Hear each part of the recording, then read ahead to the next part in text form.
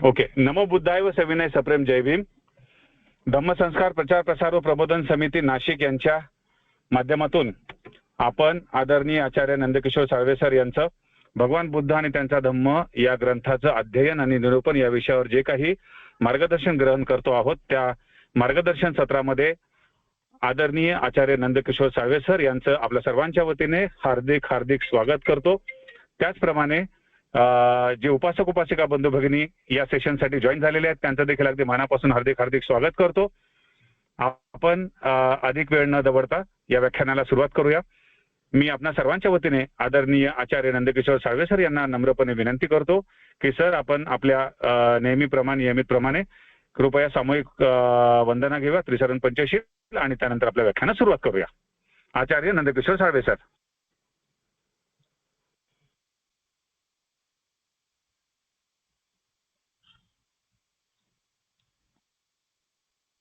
धन्यवाद धन्यवाद धन्यवाद. सुरू करूया. धम्मसंस्कार प्रचार प्रसार प्रबोधन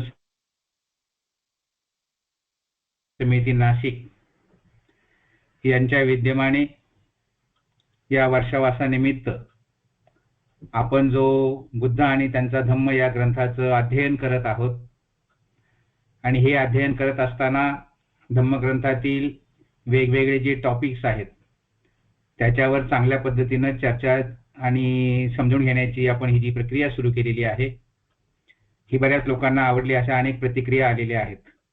कारण सरांनी ही जी व्याख्यानं आहेत ही वर्षावास व्याख्यानमाला या शीर्षकाखाली यूट्यूबवर टाकलेली आहेत आणि त्याला बरेचसे लाईक पण मिळत आहेत. ही फार आनंदाची गोष्ट आहे. आणि म्हणून आपण धम्मसंस्कार प्रचार प्रसार समिती नाशिक यांच्या वतीनं ही जी व्याख्यानमाला आयोजित करत आहोत याच्यामधलं आजचं जे व्याख्यान आहे ते सुद्धा एक महत्त्वपूर्ण टॉपिकवर आहे.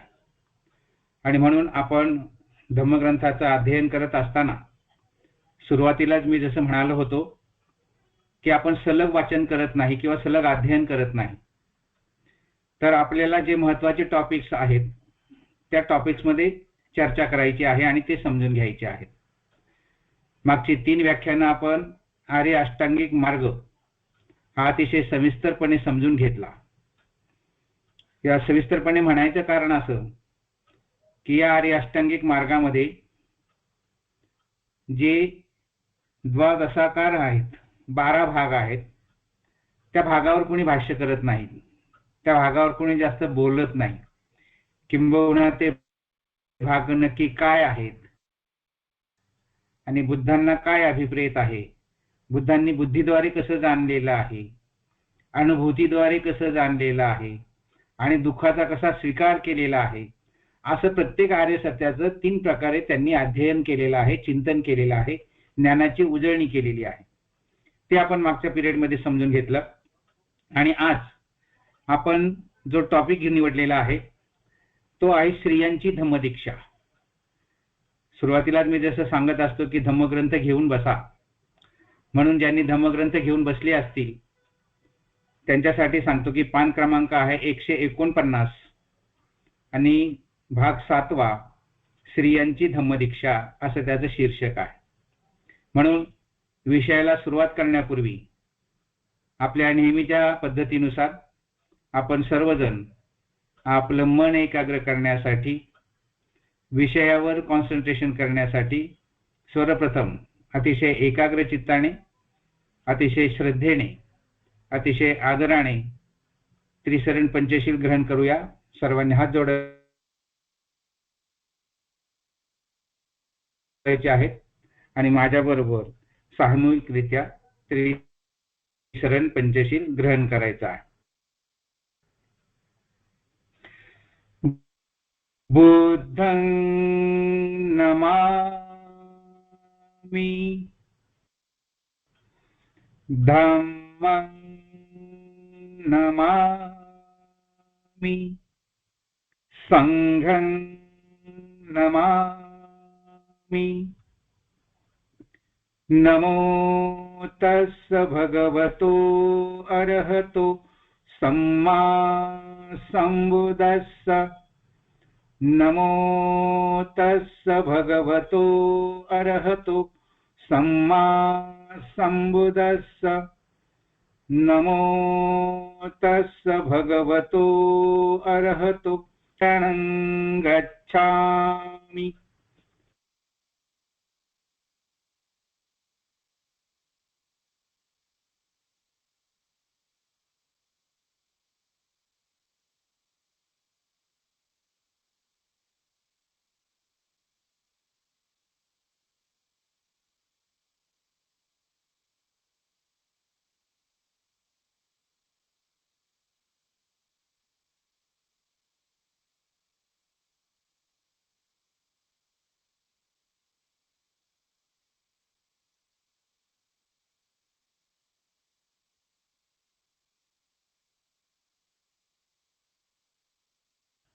तृतीयम्पि बुद्धं शरणं गच्छामि। तृतीयम्पि धम्मं शरणं गच्छामि। तृतीयम्पि संघं शरणं गच्छामि। पानातिपाता वेरमणि सिक्खापदं समादियामि। अदिन्नादाना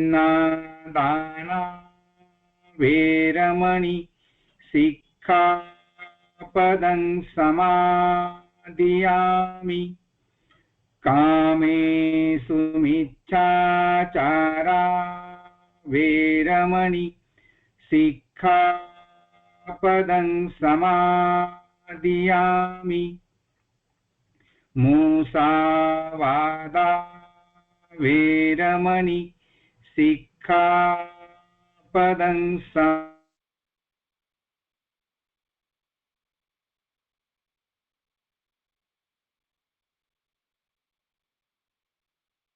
समादाना वेरमणि सिक्खापदं समादियामि। साधु साधु साधु।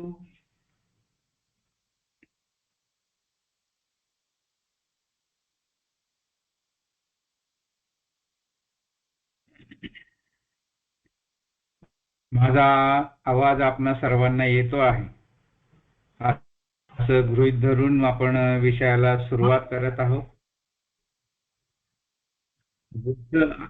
बुद्ध आणि त्यांचा धम्म हा जो ग्रंथ आहे, या ग्रंथातलं पृष्ठ क्रमांक 149 वर भाग 7 वा स्त्रियांची धम्मदीक्षा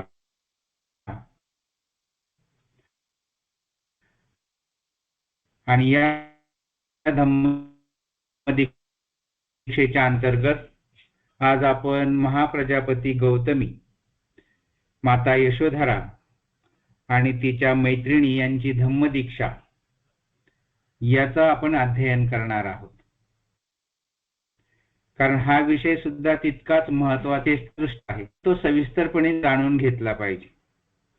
जाणून घेत असताना किंवा या विषयाची सुरुवात करत असताना एकूणच आपण बघतो की यांची स्थिती आणि केव्हा कुठपासून आहे याचा जेव्हा आपण विचार करतो तेव्हा स्त्रियांची धम्मदीक्षा समजून घेण्याच्या अगोदर स्त्रियांचे जे काही काळ आहेत, म्हणजे ज्या ज्यामध्ये स्त्रियांची परिस्थिती होती ते समजून घेतलं पाहिजे। त्याचं कारण असं की हा जो विषय आहे, हा विषय समजून घेत असताना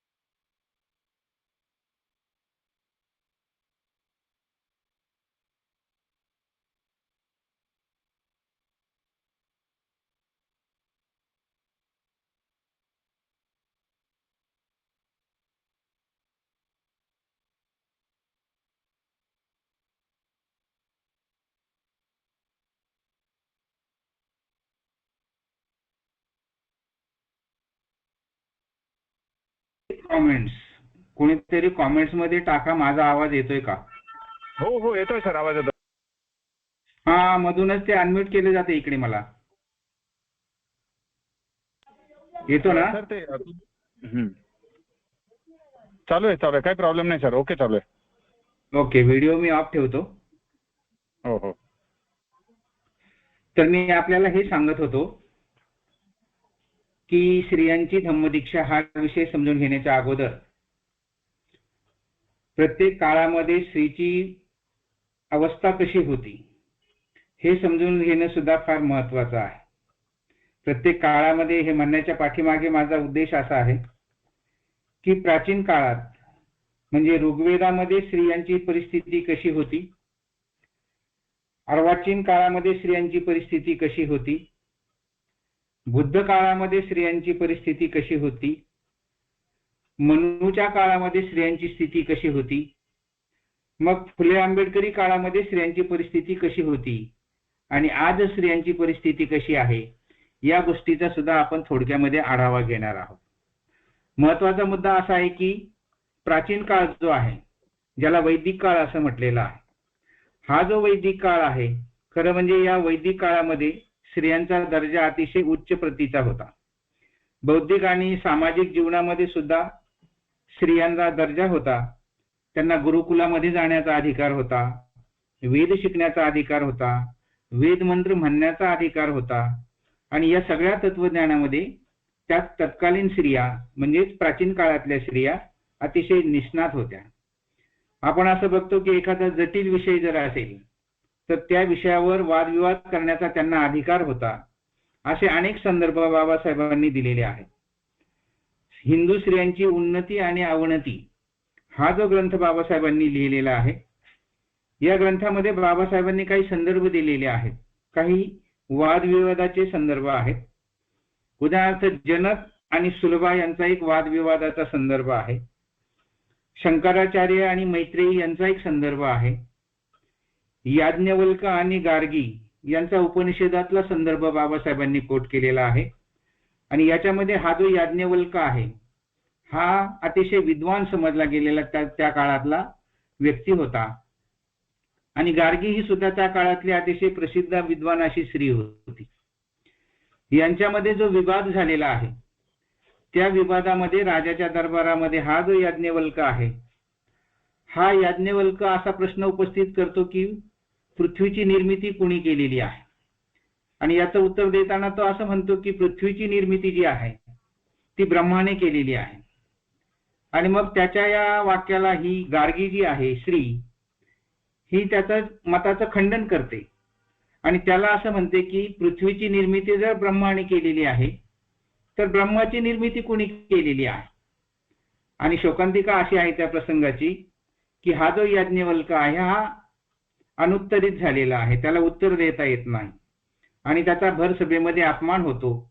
आणि मग तो गार्गीवर बंधनं टाकतो की इथून पुढे तू सभागृहात यायचं नाही, इथून पुढे तू समाजात वावरायचं नाही. ही गार्गी प्रातिनिधिक स्वरूपामध्ये आहे. आणि या गार्गीवर जेव्हा बंधनं टाकण्यात आली तेव्हापासून स्त्रियांवर बंधनं सुरू झालेली आहेत. आणि अशा प्रकारे प्राचीन काळामध्ये ज्या स्त्रियांचा उच्च दर्जा होता त्यांच्यावर बंधनं लादण्यास सुरुवात झाली. आणि जेव्हा बंधनं लादण्यास सुरुवात झाली तेव्हा प्राचीन काळ संपला आणि अर्वाचीन काळ सुरू झाला. अर्वाचीन काळ म्हणजे उत्तर वैदिक काळ. हा जो उत्तर वैदिक काळ आहे या काळामध्ये चातुर्वर्णी व्यवस्था निर्माण झाली आणि त्याच्यातूनच मग स्त्रियांवर पारतंत्र्य, स्त्रिया पुरुषांविषयी विषमता, स्त्रियांवर अन्याय अत्याचार आणि जात या ज्या संकल्पना आहेत या अतिशय वेगाने फोफावलेल्या आहेत. आणि तेव्हापासून स्त्रियांवर खऱ्या अर्थाने बंधने लादण्यात आलेली आहेत. आणि मग धर्माचा आधार घेऊन धर्मशास्त्रामध्ये जे काही अलिखित कायदे होते त्यांचा आधार घेऊन हा जो अर्वाचीन काळ आहे या अर्वाचीन काळामध्ये स्त्रियांची परिस्थिती अतिशय बिकट झाली आणि स्त्रियांना खऱ्या अर्थाने त्यांची अधोगती झाली असे संदर्भ या ग्रंथामध्ये सापडतात. म्हणजे हिंदू स्त्रियांची उन्नती आणि अवनती. मग अर्वाचीन काळ संपल्यानंतर बुद्धांचा काळ सुरू होतो. म्हणजे तथागत बुद्धांची क्रांती जेथून सुरू होते तेथे अर्वाचीन काळ संपतो आणि मग बुद्ध युगाचा प्रारंभ होतो. म्हणून बाबासाहेबांच्या मते तथागत बुद्ध हे स्त्रियांचे पहिले मुक्तिदाता आहेत. त्यांनी लिंगभेद मानला नाही आणि बुद्धांनी स्त्रियांना अरहंत पदाला पोहोचण्याचा मार्ग या काळामध्ये निर्माण करून दिलेला आहे. भिक्षुणी संघाची स्थापना केलेली आहे आणि मग संघामध्ये समानता निर्माण केलेली आहे. भिक्षुणी संघामध्ये समानता निर्माण केली म्हणजे काय केलं की एखाद्या उच्चकुलीन राजाची महाराणी जर असेल तर त्याच्या शेजारी एका वेश्येला बसण्याची परवानगी दिलेली आहे, एका गणिकेला बसवलेलं आहे आणि तिथे खऱ्या अर्थाने समता प्रत्यक्षात राबविली गेलेली आहे. म्हणून बुद्ध काळातली जी स्त्री आहे ती सर्व प्रकारच्या अन्यायकारक बंधनातून मुक्त झाली आणि स्वातंत्र्याची अनुभूती घेतलेली आहे. आपण जर थेरी गाथांचा जर अभ्यास केला तर थेरी गाथांमध्ये आपल्याला स्त्रीमुक्तीचे अनेक संदर्भ सापडतात आणि स्वातंत्र्याचा जयघोष खऱ्या अर्थाने स्त्रियांनी केलेला आहे असे सुद्धा संदर्भ आपल्याला सापडतात. म्हणून बुद्ध काळामध्ये खऱ्या अर्थाने स्त्री सर्व बंधनातून मुक्त झालेली आहे, अन्यायकारक बंधनातून मुक्त झालेली आहे आणि स्वातंत्र्याची अनुभूती सुद्धा घ्यायला सुरुवात केली होती. अशा प्रकारे बुद्ध काळामध्ये स्त्रियांची परिस्थिती होती. मग बुद्धाच्या काळानंतर मनूचा काळ येतो. मनूचा जो काळ आहे म्हणजे काय आहे की त्या काळामध्ये जो राजा नियम बनवत असे त्याला मनू असं म्हटलं गेलेलं आहे. आणि हा जो ग्रंथ आहे हिंदू स्त्रियांची उन्नती आणि अवनती, या ग्रंथामध्ये बाबासाहेबांनी असं म्हटलेलं आहे की अगोदर 14 मनू झाले. मनुस्मृती लिहिणारा जो मनू आहे त्याच्या अगोदर 14 मनू निर्माण झाले आणि या 14 मनूंनी जे काही धर्मग्रंथातून विचार मांडलेले आहेत ते या 15व्या मनूने त्याला कायद्याचं स्वरूप दिलं आणि मनुस्मृती नावाचा ग्रंथ तयार केलेला आहे. आणि म्हणून या मनुस्मृतीद्वारे बुद्धांनी जे काही सामाजिक क्रांती केली होती त्या क्रांतीला रोखण्याचं काम या मनूने केलेलं आहे. आणि ते का केलं असा प्रश्न नेहमी आपल्या मनामध्ये निर्माण होत असतो.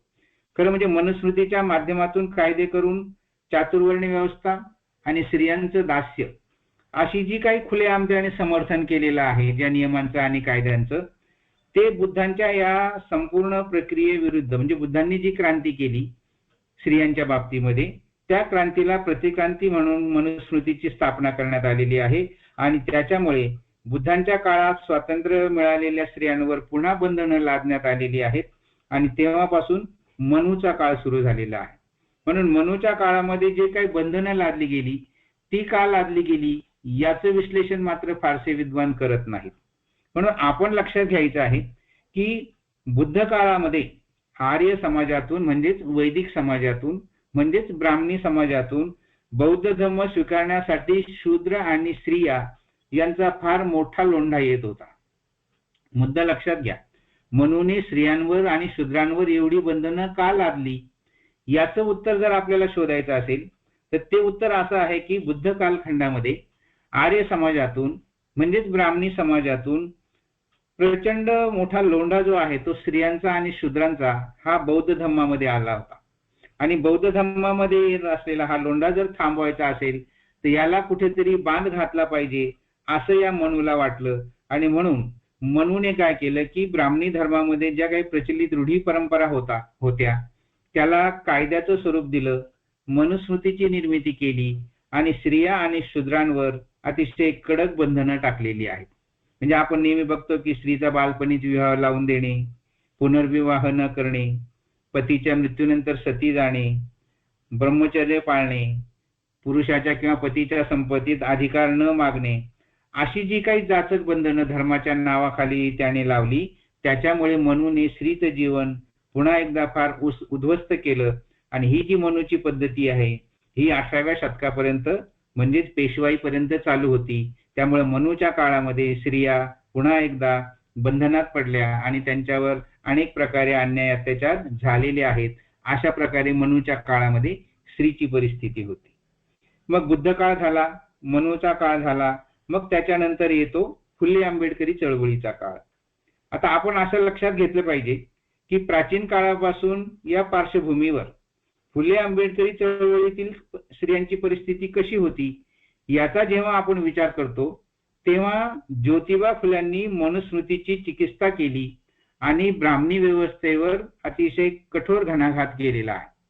ही गोष्ट आपण प्रामुख्याने लक्षात घ्यायची आहे की मनुस्मृतीला सर्वात प्रथम कुणी छेद दिला असेल तर तो ज्योतिबा फुल्यांनी दिलेला आहे. आणि म्हणून ज्योतिबा फुल्यांनी जो सार्वजनिक सत्यधर्म या नावाचा ग्रंथ लिहिला, त्या ग्रंथातून त्यांनी मनुस्मृतीला पर्यायी समाज व्यवस्था असली पाहिजे असं प्रतिपादन केलेलं आहे. आणि अखंड आपल्याला सगळ्यांना माहित आहे, महात्मा फुलेंचं जे काव्य आहे अखंड, या अखंड काव्यामधून मनुस्मृतीवर त्यांनी उपरोधिकपणे टीका केलेली आहे. जातीयवादी ग्रंथातील जे काही विचार होते त्यांच्याशी संघर्ष करण्याची प्रेरणा त्यांनी शूद्र आणि बहुजनांना करून दिलेली आहे. आणि म्हणून ज्योतिबा फुल्यांच्या काळामध्ये शोषणाविरुद्ध ठाम उभं राहण्याची जी प्रेरणा आहे ती शूद्रांना आणि स्त्रियांना मिळालेली आहे. म्हणून शूद्र आणि स्त्रियांसाठी त्यांनी शिक्षणाची चळवळ सुरू करून फुले युगाच्या परिवर्तनाचा प्रारंभ केलेला आहे. आणि पुढे मग बाबासाहेबांनी त्याला गती दिलेली आहे. तेव्हा पुन्हा प्रतिक्रांती, क्रांती, प्रतिक्रांती अशा ज्या प्रक्रिया होत राहिल्या, त्याच्यामध्ये हा फुले आंबेडकरी चळवळीचा जो काळ आहे त्याच्यामध्ये पुन्हा स्त्रियांच्या उद्धाराचे प्रयत्न सुरू झालेले आहेत. स्त्रियांच्या शिक्षणासाठी चळवळी सुरू झालेल्या आहेत. आणि एकूणच समस्त स्त्री जातीला ब्राह्मणी गुलामगिरीतून मुक्त करण्यासाठी फुले आंबेडकरी चळवळीनं मोठं काम केलेलं आहे.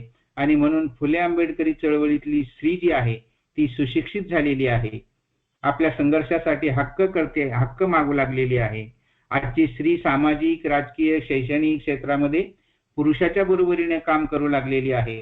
आणि म्हणून तिला समतेचा, स्वातंत्र्याचा अनुभव मिळू लागलेला आहे. तिला योग्य सन्मान मिळू लागलेला आहे. आणि एकूणच फुले आंबेडकरी चळवळीच्या काळामध्ये भारतीय स्त्रीचे जगणं जे आहे ते सुसह्य झालेलं आहे. आणि त्या पार्श्वभूमीवर जेव्हा आपण आजची स्त्री बघतो तेव्हा आजची स्त्री जी आहे ती सर्वार्थाने स्वतंत्र झालेली आहे, स्वातंत्र्याचा उपभोग घेतलेला आहे. अशा पद्धतीने आपण प्राचीन काळ, अर्वाचीन काळ, बुद्धांचा काळ, मनूचा काळ, फुले आंबेडकरी चळवळीचा काळ आणि आजच्या स्त्रीची परिस्थिती जी आहे तिचा आपण थोडक्यात आढावा घेतलेला आहे. बुद्धांची स्त्रियांविषयीची जी भूमिका आहे ती जर आपल्याला समजून घ्यायची असेल तर या ग्रंथामध्ये जे काही प्रकरण आहे स्त्रियांची धम्मदीक्षा, ते प्रकरण मी आता प्रातिनिधिक स्वरूपामध्ये थोडंसं वाचतो आहे, म्हणजे आपल्याला लक्षात येईल. पान क्रमांक आहे 149. या 149 पान क्रमांकावर भाग 7वा स्त्रियांची धम्मदीक्षा, आणि त्याच्यामध्ये महाप्रजापती गौतमी, यशोधरा आणि तिच्या मैत्रिणी यांना धम्मदीक्षा असं त्याचं टायटल आहे. आता ही जी धम्मदीक्षा झालेली आहे ही धम्मदीक्षा खरं म्हणजे वैशालीला झालेली आहे. परंतु भगवान बुद्धांना सम्यक संबोधी प्राप्त झाल्यानंतर भगवान बुद्धांनी जी काही धम्मदीक्षेची मोहीम सुरू केलेली होती, अगदीच तुम्हाला मी जसं आर्य अष्टांगिक मार्ग समजून सांगितला किंवा धम्मचक्र प्रवर्तन सूत्र समजून सांगितलं, त्या धम्मचक्र सूत्रामध्ये सर्वप्रथम पंचवर्गीय भिक्षूंची धम्मदीक्षा झाली. त्याच्यानंतर यश आणि त्याचे जे मित्र होते 4, त्या 4 मित्रांची धम्मदीक्षा झालेली आहे. त्यानंतर मग सारनाथ मधल्या 60 लोकांना धम्मदीक्षा दिलेली आहे.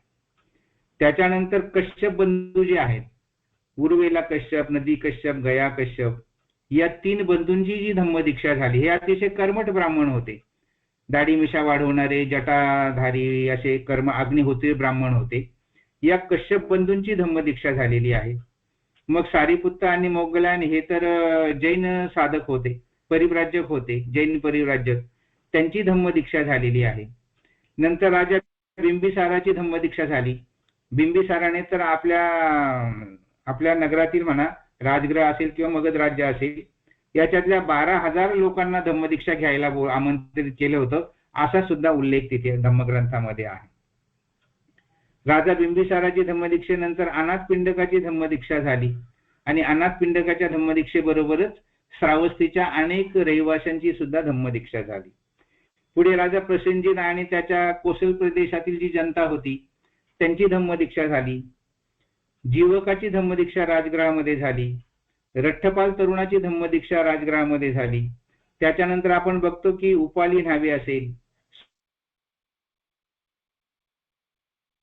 सोपाक असेल, सुप्पिय हे अस्पृश्य असतील, सुमंगल हे अस्पृश्य असेल, सुनीत भंगी आहे, अंगुलीमाल आहे, सुप्रबुद्ध महारोगी आहे आणि सगळ्यात महत्वाचं म्हणजे अंगुलीमाल आहे. हे जे काही धम्मदीक्षा भगवान बुद्धांनी प्रत्येकाला दिली, ही जी काही धम्मदीक्षेची मोहीम भगवान बुद्धांनी सुरू केली होती त्याच्यामध्ये या सगळ्या लोकांना धम्मदीक्षा दिली. आणि मग आपल्या नगरीतले जे काही शाक्य तरुण होते आपले जे भाऊ होते किंवा अनिरुद्ध असेल, आनंद असेल, देवदत्त असेल, भृग असेल, किंबिल असेल, यांना सुद्धा धम्मदीक्षा दिली. आणि अशी ही धम्मदीक्षेची मोहीम चालू असताना या सर्वांना धम्मदीक्षा देत देत भगवान बुद्ध जेव्हा कपिलवस्तू मध्ये येतात तेव्हा माता प्रजापती गौतमी ही म्हणते की स्त्रियांना सुद्धा तुम्ही धम्मदीक्षा दिली पाहिजे. म्हणजे माता प्रजापती गौतमीने स्त्रियांना धम्मदीक्षा देण्याची विनंती केलेली आहे आणि इथून आपल्या विषयाला सुरुवात होते. म्हणून ही जी धम्मदीक्षेची मोहीम आहे, ही धम्मदीक्षेची मोहीम सुरू करताना हे जे प्रकरण आहे हे आपल्याला फार महत्वाचं प्रकरण आहे आणि ते समजून घ्यायचं आहे. धम्मग्रंथाचं पान क्रमांक 149 मध्ये असं म्हटलेलं आहे, जेव्हा भगवान बुद्धांनी कपिलवस्तूला भेट दिली तेव्हा शाक्य पुरुषाप्रमाणेच शाक्य स्त्रियांना देखील संघात प्रविष्ट होण्याची उत्सुकता होती. अशा स्त्रियांचे नेतृत्व महाप्रजापती गौतमीकडे होते. ज्यावेळी भगवंत शाक्यसह निग्रोध रामात राहत होते त्यावेळी महाप्रजापती गौतमी त्यांच्याकडे जाऊन म्हणाली, भगवान, तथागतांनी सांगितलेल्या धम्म आणि विनयानुसार स्त्रियांना प्रवज्या देऊन त्यांना संघात प्रवेश देण्याची अनुज्ञा दिली तर फार बरे होईल किंवा फार चांगले होईल. भगवान बुद्ध म्हणतात, नको गौतमी, असा विचार तुझ्या मनात येऊ देऊ नकोस. पुन्हा तिने दुसऱ्यांदा तिसऱ्यांदा हीच विनंती केली आणि पुन्हा भगवान बुद्धांनी तिला तेच उत्तर दिलेले आहे. नंतर निराश होऊन दुःखी झालेल्या गौतमीने भगवंतांना वंदन केले आणि ती अश्रू ढाळीत परत गेली. म्हणजे इथून सुरुवात झालेली आहे. आणि ही सुरुवात झाल्यानंतर भगवान बुद्ध काही काळ कपिलवस्तूमध्ये राहिल्यानंतर वैशालीला निघून गेलेले आहेत. आणि वैशालीला निघून गेल्यानंतर पुन्हा मग ही जी महाप्रजापती गौतमी आहे किंवा माता यशोधरा आहे, यांनी स्वतःच असा निश्चय केला की आपण सुद्धा धम्मदीक्षा घ्यायची आणि आपणही भिक्षू व्हायचं. मुद्दा प्रश्न असा आहे की या ग्रंथामध्ये संशोधन करत असताना आपल्या मनामध्ये असा प्रश्न निर्माण झाला पाहिजे की माता महाप्रजापती गौतमीला धम्मदीक्षा घ्यावी असं का वाटलं असावं. म्हणून तत्कालीन एक द गॉस्पेल ऑफ बुद्धा हे जे ओरिजिनल पॉल केरॉनचं पुस्तक आहे त्याच्यामध्ये याचं खूप छान प्रकारे विश्लेषण केलेलं आहे की माता महाप्रजापती गौतमीला जी काही परिस्थिती निर्माण झाली तिच्या कुटुंबामध्ये, कारण तिचे चारही पुत्र, तिचा सक्का पुत्र नंद याने धम्मदीक्षा घेतली, सिद्धार्थ गौतमाने तर अगोदरच धम्मदीक्षा घेतलेली होती, पुढे देवदत्तानेही धम्मदीक्षा घेतलेली आहे आणि सगळे ते कपिलवस्तू सोडून गेलेले आहे. त्याच्यानंतर मग शुद्धोधनाचा मृत्यू झालेला आहे, क्रमाक्रमाने त्यांच्या भावांचा मृत्यू झालेला आहे. आणि मग माता महाप्रजापती गौतमी समोर असा प्रश्न निर्माण होतो की आता हे जे राजवैभव आहे हे कोणी चालवायचं आहे, याचा वारस कोण आहे आणि हे कोणाच्या हाती सोपवावं, असा तिच्या पुढे गंभीर प्रश्न निर्माण झालेला आहे. एवढ्या मोठ्या महालामध्ये माता महाप्रजापती गौतमी आणि माता यशोधरा, त्याच्यानंतर राहुलची सुद्धा दीक्षा झालेली आहे. म्हणजे या दोघी व्यतिरिक्त त्या महालामध्ये कुणीच राहिलं नाही. म्हणजे त्यांना अशी उपलब्धी झाली की ज्या अर्थी सिद्धार्थ गौतम असेल किंवा हे माझे पुत्र असतील, यांनी या सर्वांचा त्याग करून जर भिक्षू झालेले आहेत, यांनी या सर्वांचा त्याग करून या सुखाचा या राजवैभवाचा त्याग करून जर ते भिक्षू झालेले आहेत, याचा अर्थ भिक्षू होण्यामध्ये यापेक्षा निश्चितच मोठं समाधान आहे. आणि मग ते समाधान जर माझ्या पुत्रांना मिळत असेल तर मला का मिळू नये, असा विचार तिच्या मनामध्ये निर्माण झालेला आहे. आणि म्हणून ती भिक्षुणीची दीक्षा घेण्यासाठी प्रवृत्त झालेली आहे. ही मानसिकता तिची आपण ओळखली पाहिजे. आणि त्या दृष्टीने मग या ग्रंथामध्ये सुरुवात होते. ती जेव्हा भगवान बुद्धांना म्हणते की आम्हाला सुद्धा धम्मदीक्षा घ्यायची आहे, असं एकदा दोनदा तीनदा ती विनंती करते आणि भगवान बुद्ध तिला नकार देतात, असा इतिहास आहे. मग नकार दिल्यानंतर ती स्वतःच असा निर्णय घेते की भगवान बुद्ध जर आपल्याला भिक्षुणी होण्यास नकार देत असतील तर आपण स्वतःच मुंडन करावं, आपण स्वतःच चिवर धारण करावं आणि आपण स्वतःच भिक्षू व्हावं, असा तिचा स्वतःचा निर्णय प्रथम झालेला आहे. तिने तो यशोधरेला सांगितलेला आहे. यशोधरेनेही त्या पद्धतीने मुंडन केलेलं आहे, चिवर धारण केलेलं आहे. आणि मग तिच्याबरोबर 500 स्त्रिया निघाल्या, असा उल्लेख धम्मग्रंथामध्ये आहे. मुद्दा असा आहे की महाप्रजापती गौतमी आणि यशोधरा यांच्याबरोबर ज्या 500 स्त्रिया निघाल्या त्या कोण होत्या, आणि त्यांच्या मनामध्ये अशी उपरती का निर्माण झाली की त्यांना सुद्धा भिक्षुणी व्हावं असं का वाटलं, हा आपल्या संशोधनाचा विषय असला पाहिजे. म्हणून हे जे प्रश्न आपण निर्माण करतो आणि याची उत्तरं शोधण्याचा प्रयत्न करतो त्याला म्हटलेलं आहे अध्ययन किंवा त्याला म्हटलं जातं संशोधन. म्हणून मुद्दा या प्रश्नाचं उत्तर आपण जेव्हा शोधतो, या 500 स्त्रिया कोण होत्या, तर त्याच्यामध्ये असा उल्लेख आहे की या राजघराण्यातील स्त्रिया होत्या, याच्यामध्ये काही विधवा स्त्रिया होत्या, काही परितक्त्या होत्या म्हणजे गणिका होत्या. अशा अनेक प्रकारच्या स्त्रिया ज्या त्यांच्या संसारिक किंवा कुटुंबाला कंटाळलेल्या आहेत, त्यांना उपरती झालेली आहे, त्यांना त्रास झालेला आहे, कौटुंबिक त्रास झालेला आहे, सासू सासऱ्यांनी छळलं असेल, नवऱ्याने छळलं असेल, अशा ज्या स्त्रिया होत्या, अशा 500 स्त्रिया महाप्रजापती गौतमी बरोबर निघालेल्या आहेत. या सर्वांनी मंडन केलं आणि 500 मैलाचं अंतर चालून त्या वैशालीला पोहोचले आहेत. आणि वैशालीला पोहोचल्यावर पुन्हा एकदा माता महाप्रजापती गौतमी सिद्धार्थ भगवान बुद्धांकडे जाते आणि त्यांना पुन्हा विनंती करते की आम्हाला भिक्षुणी व्हायचं आहे, आपल्या संघामध्ये आम्हाला स्थान द्या. पुन्हा भगवान बुद्ध सांगतात की तुला स्थान देता येणार नाही, तू या फंदामध्ये पडू नकोस. अशा प्रकारे जेव्हा चर्चा होते, ती चर्चा झाल्यानंतर मग सुदैवाने महाप्रजापती गौतमी आणि भंते आनंद यांची भेट होते आणि भंते आनंदाला महाप्रजापती गौतमी सर्व समजावून सांगते की आम्ही कसं अंतर चालून आलेलो आहे. तिथे वर्णन आलेलं आहे की त्यांच्या तळपाय सुजून गेलेले आहेत, त्या खूप आशक्त झालेल्या आहेत, त्यांच्या सुजलेल्या आणि धुळीने माखलेल्या पायाने त्या अश्रू ढाळीत बसलेल्या आहेत. हे चित्र जेव्हा भंते आनंद बघतात तेव्हा त्यांच्या मनामध्ये यांच्याविषयी करुणा निर्माण होते आणि मग भंते आनंद भगवान बुद्धांशी संवाद करतात. भंते आनंद अगोदर महाप्रजापती गौतमीशी संवाद करतात आणि महाप्रजापती गौतमी जेव्हा त्यांना असं सांगते की आम्ही 3 वेळा प्रयत्न करूनही भगवान बुद्धांनी आम्हाला भिक्षुणी संघाची स्थापना करण्यास नकार दिलेला आहे, तेव्हा मात्र मग भंते आनंद मध्यस्थी करण्याचं ठरवतात आणि ते भगवान बुद्धांकडे जाऊन त्यांच्याशी चर्चा करतात. म्हणजे प्रथम भगवान बुद्ध आणि आनंद यांचा संवाद होतो. तो जो काही संवाद झालेला आहे त्या संवादामध्ये भंते आनंद हे भगवान बुद्धांपुढे 4 प्रश्न निर्माण करतात. ते 4 प्रश्न कोणते आहेत हे आपल्याला पुन्हा एकदा धम्मग्रंथामध्ये वाचून समजून घ्यायचे आहे. याच्यामध्ये पान क्रमांक 150 आहे आणि त्या 50 मध्ये मुद्दा क्रमांक आहे 15. पान क्रमांक 150, मुद्दा क्रमांक आहे 15. नको आनंदा, स्त्रियांना तसे करण्याची संमती देणे योग्य नाही. आनंदाने पुन्हा दुसऱ्यांदा आणि तिसऱ्यांदा त्याच शब्दामध्ये तीच विनंती केली आणि त्याला तेच उत्तर मिळाले. नंतर स्थवीर आनंदाने तथागतास विचारले, स्त्रियांना प्रवज्जा घेण्यास आपण अनुज्ञा देत नाही याचे कारण काय? हे जे 4 प्रश्न आनंदाने विचारलेले आहेत हे आपल्या दृष्टीनं अभ्यासाचा विषय आहे. पहिला जो प्रश्न आहे तो प्रश्न आहे की स्त्रियांना प्रवज्जा देण्यास आपण अनुज्ञा न देण्याचे कारण काय, असं त्याने विचारलेलं आहे.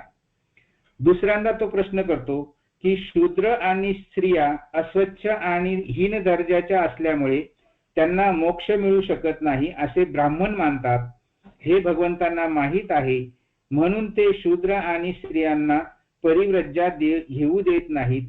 तथागतांचे मत ब्राह्मणांप्रमाणेच आहेत काय?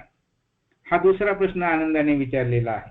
आनंद असं म्हणतो की ब्राह्मण लोक जसं स्त्रियांना अस्वच्छ आणि हीन दर्जाच्या समजतात. अस्वच्छ म्हणजे काय? जो मासिक धर्म आहे त्या मासिक धर्मामध्ये त्या काळामध्ये स्त्रियांना अस्वच्छ समजलं जात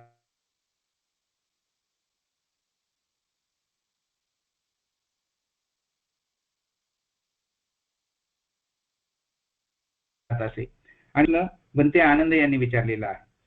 तिसरा प्रश्न जो विचारलेला आहे ते म्हणतात की ब्राह्मणांप्रमाणे, पान क्रमांक 151, ब्राह्मणाप्रमाणे शूद्रांना देखील परिव्रज्या घेऊन संघ प्रवेश करण्यास तथागतांनी संमती दिली नाही काय?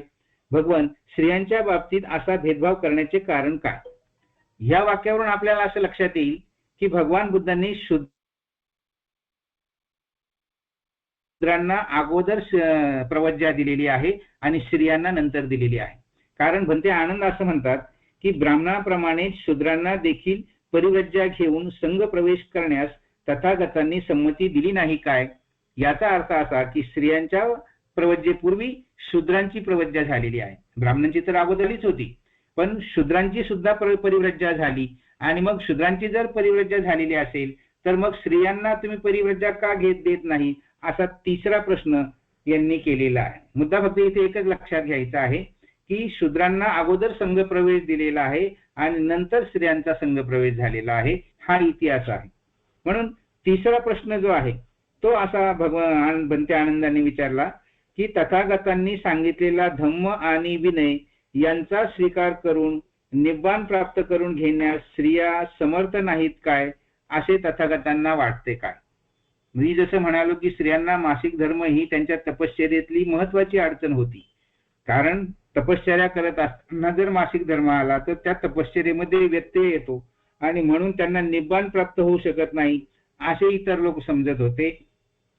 तसंच मग स्त्रिया निब्बाण प्राप्त करून घेण्यास समर्थ नाहीत असे तथागतांना वाटते काय, असा तिसरा प्रश्न त्याने विचारलेला आहे. आणि मग चौथा प्रश्न विचारलेला आहे की भगवान बुद्ध स्त्री पुरुषातील विषमतेचा पुरस्कार करतात काय. असे जेव्हा प्रश्न भगवान बुद्धांना आनंदाने विचारले तेव्हा भगवान बुद्ध सुद्धा विचारात पडले आणि त्याच्यामुळे त्यांनी जे उत्तर दिलेलं आहे ते उत्तर पुढे मुद्दा क्रमांक 20 वर आलेला आहे. पान क्रमांक 151, मुद्दा क्रमांक 20. उत्तर काय दिलं? तथागतांनी उत्तर दिले, आनंदा, गैरसमज करून घेऊ नकोस. निब्बाणाप्रत पोहोचण्यास पुरुषा इतक्यात स्त्रिया समर्थ आहेत असे माझे मत आहे. आनंदा, माझ्याविषयी गैरसमज करून घेऊ नकोस. स्त्री पुरुषातील विषमतेच्या तत्वांचा मी पुरस्कर्ता नाही. महाप्रजापतीच्या विनंतीला मी दिलेला नकार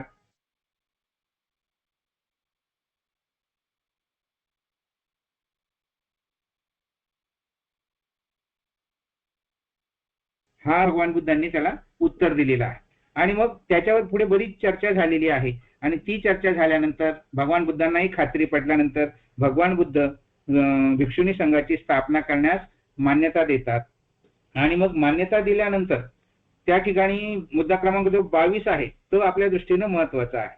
22 मध्ये काय म्हणतात? ठीक आहे आनंदा, माझा धम्म आणि विनय यांचे पालन करून परिव्रज्जा घेण्याची अनुज्ञा स्त्रियांना दिलीच पाहिजे असा जर महाप्रजापती गौतमीचा आग्रह असेल तर मी त्याला संमती देतो. म्हणजे इथे भगवान बुद्धांनी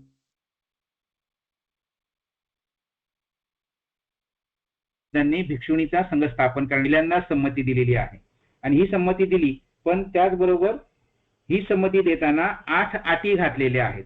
म्हणून पुढे म्हटलेलं आहे, पण 8 अटींवर मी ती संमती देतो. ते 8 मुख्य नियम अंमलात आणण्याची जबाबदारी महाप्रजापती गौतमीने स्वतः घ्यावी, तोच तिच्या संघाचा प्रवेशाचा प्रारंभ ठरेल. अशा पद्धतीने इथे भिक्षुणी संघाची स्थापना झालेली आहे. हा विषय योगायोगाने आलेला आहे की पुढे आता पुढची पौर्णिमा जी आहे ती पौर्णिमा खरं म्हणजे भाद्रपद पौर्णिमा आहे आणि भाद्रपद पौर्णिमेलाच या भिक्षुणी संघाची स्थापना झालेली आहे. तेव्हा आपण समजा 28 तारखेला जे काही आपले व्याख्यान होईल ते भाद्रपद पौर्णिमेच्या निमित्ताने भिक्षुणी संघाच्या स्थापनेवर आपण तेव्हा सविस्तर बोलणार आहोत. मुद्दा असा आहे की भगवान बुद्धांनी प्रथम नकार दिला आणि नंतर होकार दिला, त्याच्यामुळे बुद्धांवर अनेक प्रकारचे आरोप करण्यात आलेले आहेत. बुद्ध हे स्त्री विरोधी आहेत, बुद्ध हे स्त्री पुरुष विषमतावादी आहेत, अशा प्रकारचे अनेक आरोप झालेले आहेत. आणि हे आरोप झाल्यानंतर त्याचं खंडन करणं कर्मप्राप्त ठरतं. म्हणून असे जे व्याख्यान आपण आयोजित करतो या व्याख्यानातून त्याचं खंडन करण्याची जबाबदारी जी आहे ती आपली येत असते. म्हणून मुद्दा फक्त इथे लक्षात घ्यायचा आहे की भगवान बुद्धांनी हा जो काही नकार दिलेला आहे हा नकार बघता आपण ही गोष्ट लक्षात घेतली पाहिजे की भगवान बुद्धांनी या ज्या काही अटी घातलेल्या आहेत 8 अटी त्या आपण पुढे सविस्तर बघणार आहोत. याची कारणं जी काय आहेत ती व्यावहारिक कारणं होती, काही धार्मिक कारणं होती आणि काही मानसिक कारणं होती. भगवान बुद्धांच्या पुढे असा प्रश्न निर्माण झाला की भिक्षुणी संघ जर निर्माण केला तर या भिक्षुणी संघाला प्रशिक्षण कोण देईल हा पहिला प्रश्न भगवान बुद्धांच्या समोर निर्माण झाला. भिक्षुणी संघ जर निर्माण केला तर त्याची राहण्याची व्यवस्था कुठे करायची हा दुसरा प्रश्न. ही जी व्यावहारिक कारण भगवान बुद्ध म्हणतात ती व्यावहारिक कारण मी आपल्याला सांगतो आहे. ती व्यावहारिक कारणं अशी होती की भिक्षुणी संघ जो निर्माण केला जाईल, हा जर त्याची जर सुरक्षा करायची असेल तर भिक्षू संघाच्या जवळ तो राहिला पाहिजे. म्हणून सुरक्षेच्या दृष्टीने भिक्षुणींचा जो संघ आहे तो भिक्खू संघाच्या जवळ राहिला पाहिजे, असं भगवान बुद्धांचं मत होतं. परंतु त्याचबरोबर त्याची दुसरी बाजू अशी होती की भिक्षुणी संघ जर भिक्खू संघाच्या जवळ राहिला तर स्त्री पुरुष आकर्षण हा जो भाग आहे अनैतिकतेचा, हा जर निर्माण झाला आणि भिक्षुणी आणि भिक्खू यांच्यामध्ये जर काही अनैतिक संबंध निर्माण झाले तर भिक्षू संघाला तो मोठा आघात ठरेल, हा सुद्धा भगवान बुद्धांपुढे एक प्रश्न होता. आणि म्हणून भगवान बुद्ध भिक्षुणींचा संघ स्थापन करण्यास नकार देत होते. ही जी व्यावहारिक कारणं आहे, ही व्यावहारिक कारणं आपण लक्षात घेतली पाहिजे. कारण असं आहे की भगवान बुद्ध हे भिक्खुणी संघाच्या स्थापनेस नकार देतात, म्हणजेच ते स्त्रियांच्या विरोधी होते, असा अपप्रचार काही प्रस्थापित व्यवस्थेमधले विचारवंत करत असतात. आणि म्हणून त्याचं जर खंडन करायचं असेल तर ही जी व्यावहारिक कारणं आहेत, ही व्यावहारिक कारणं आपण प्रथम समजून घेतली पाहिजे. त्याच्यामध्ये मी जसं म्हणालो की स्त्रियांची सुरक्षितता, त्या काळामध्ये खरं म्हणजे स्त्रियांनी ग्रहत्याग करणं हीच एक क्रांतिकारी घटना होती. स्त्रियांनी भिक्षुणी होणं ही दुसरी क्रांतिकारक घटना होती. आणि स्त्रियांनी ग्रहत्याग करून जंगलामध्ये राहणं हा सुरक्षेच्या दृष्टीने महत्वाचा प्रश्न असल्यामुळे ही तिसरी क्रांतिकारी घटना होती. आणि ही जी व्यावहारिक कारणं भगवान बुद्धांना जाणवत होती, म्हणून भगवान बुद्ध स्त्रियांना भिक्षुणी संघ स्थापन करण्यास विरोध करत होते. मुद्दा असा आहे की भगवान बुद्धांचा स्त्री विरोध जो आहे किंवा भिक्षुणी संघ स्थापण्यासाठी जो विरोध आहे, हा पित्याच्या भूमिकेतला आहे, हा काही स्त्री विरोधाच्या भूमिकेतला नाही. एखादा पिता जर आपल्या कन्येला म्हणाला की बेटा तू 7 वाजेच्या आत घरी येत जा किंवा तू जास्त वेळ बाहेर थांबत जाऊ नकोस, असं जर म्हणून तिच्यावर बंधनं घालत असेल तर याचा अर्थ पिता हा स्त्री विद्रोही आहे, स्त्रीच्या विरोधात आहे असं म्हणता येत नाही. ती पित्याची जी काळजी आहे कन्येच्या प्रती, ती काळजी भगवान बुद्धांना स्त्रियांच्या प्रती होती. म्हणजे स्त्रियांना विरोध करण्याची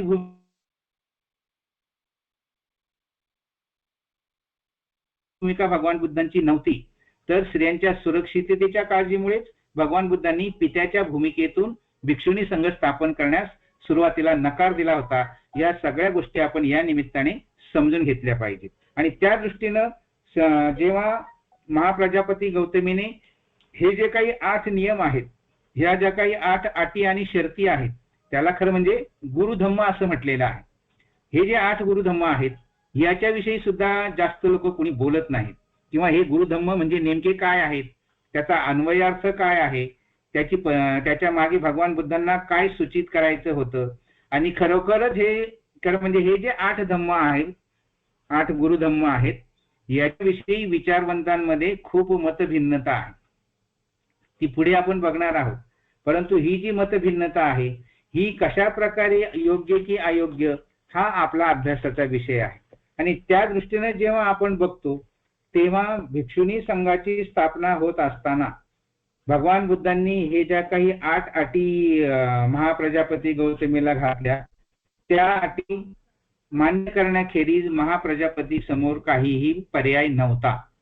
त्याचं कारण असं की ती वैशालीला 500 म्हणजे कपिलवस्तूहून वैशालीला 500 किलोमीटर अंतर कापून सर्व स्त्रियांना घेऊन आली होती, आणि त्यांना रिकाम्या हाती परत घेऊन जाणं किंवा अपयश घेऊन जाणं हे काही तिला शक्य नव्हतं. त्याच्यामुळे भंते आनंद यांनी जेव्हा तिला या 8 अटी सांगितलेल्या आहेत तेव्हा तिने त्या तात्काळ मंजूर केलेल्या आहेत, त्याला मान्यता दिलेली आहे. आणि त्याला मान्यता दिल्यानंतरच मग भगवान बुद्धांनी भिक्षुणी संघ स्थापन करण्यास परवानगी दिली. आणि ती परवानगी दिल्यानंतर हे जे 8 नियम आहेत ते 8 नियम कोणते आहेत हे सुद्धा आपल्याला समजून घेणं फार महत्वाचं आहे. पान क्रमांक 151 वर मुद्दा क्रमांक 23 आहे. पान क्रमांक 151 वर मुद्दा क्रमांक 23. नंतर तथागताकडून या 8 मुख्य नियमांचे ज्ञान करून घेतल्यावर स्थविर आनंद महाप्रजापती गौतमीकडे गेला आणि तथागतांचे सर्व म्हणणे त्याने तिला समजावून सांगितले. आनंदा, अलंकार प्रिय कुमार किंवा कुमारिका ज्याप्रमाणे स्नानानंतर कमल पुष्पांच्या, जाईच्या फुलांच्या किंवा स्मितुमक पुष्पांच्या मालेचा दोन्ही हातांनी स्वीकार करतील आणि आपल्या शिरावर धारण करील, त्याप्रमाणे या 8 मुख्य नियमांचा मी स्वीकार करीत आहे आणि मी माझ्या आयुष्यात त्या नियमांचा कधीही भंग करणार नाही, महाप्रजापती गौतमी आनंदास म्हणाली. नंतर स्थवीर आनंद तथागतांकडे परत गेला आणि त्यांना वंदन करून तो त्यांच्या एका बाजूला बसला. याप्रमाणे बसल्यावर स्थवीर आनंद तथागतास म्हणाला, भगवन, 8 मुख्य नियम अंमलात आणण्याची जबाबदारी महाप्रजापती गौतमीने स्वीकारली आहे, म्हणून तिने उपसंपदा घेतली आहे आणि संघ प्रवेश केला आहे असे मानावे काय. इथे भगवान बुद्धांनी साधुकार दिला आणि भिक्षुणी संघाची स्थापना झालेली आहे. आता मुद्दा असा आहे की अनेक लोक हा प्रसंग सांगतात, परंतु भगवान बुद्धांनी या 8 अटी घातल्या म्हणजे त्या नक्की कोणत्या घातल्या आणि या 8 अटींचा अन्वयार्थ काय आहे याच्यावर मात्र कोणी भाष्य करत नाही. म्हणून आपला जो या धम्मग्रंथाच्या अध्ययनाचा हा महत्वाचा उद्देश आहे. म्हणून हे अध्ययन करत असताना ह्या ज्या 8 अटी आहेत, हे जे 8 प्रकारचे नियम आहेत, ज्यांना गुरुधम्म असं म्हटलेलं आहे, ते आता आपण एक एक करून समजून घेणार आहोत. कारण प्रत्येक अटीमागे फार मोठा इतिहास आहे आणि हा इतिहास जर आपल्याला समजून घ्यायचा असेल तर या 8 अटी सुद्धा खऱ्या अर्थानं समजून घेतल्या पाहिजे. त्यातली पहिली अट अशी होती, 100 वर्ष. आता माझ्याकडे पाली पण आहे आणि मराठी आहे, त्यामुळे पाली मी काही जास्त वाचत नाही, कारण तो काय आपला पाली वर्ग नाही आहे हे अध्ययन. त्यामुळे फक्त मराठीतल्या अटी मी आपल्या समोर वाचून दाखवतो आहे.